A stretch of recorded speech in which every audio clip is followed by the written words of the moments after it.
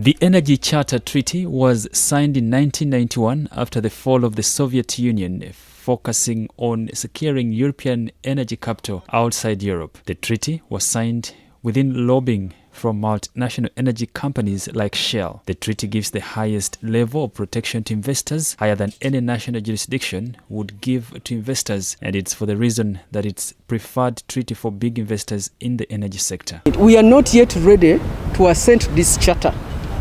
Based on the requirements, based on the repercussions and the side effects of this charter, we are not yet ready.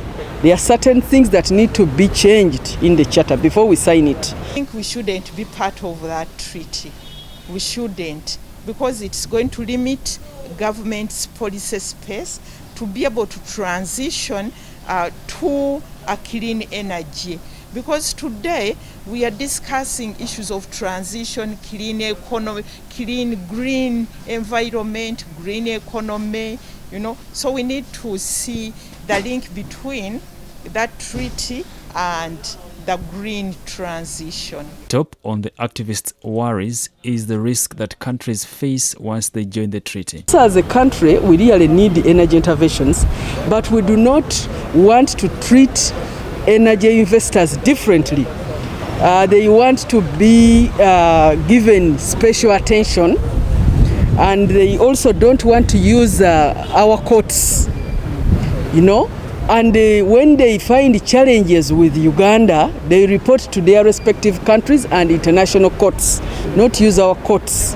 And then we might at one time be bound to pay these people much more funds than even their actual investment in the country. It has been reported that no global trade and investment agreement has triggered more investor-state lawsuits than the treaty. By January this year, the Charter Secretariat listed a total of 135 claims against countries. By March last year, governments had been ordered to pay companies more than $52 billion in damages, and outstanding claims have a collective value of $32 billion. Focus on the binding agreements like the Paris Agreement, the UNFCCC, that can have multiple benefits to the population.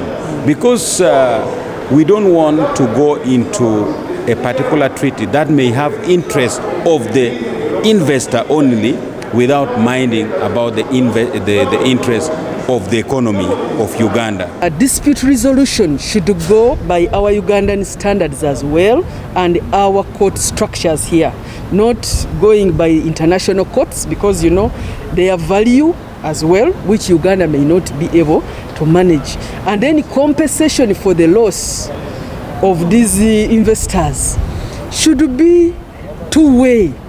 It should not be left to Uganda alone, because we might even reach an extent of an investor taking the management and ownership of an entire natural resource. Story by Benono Jambo for the news.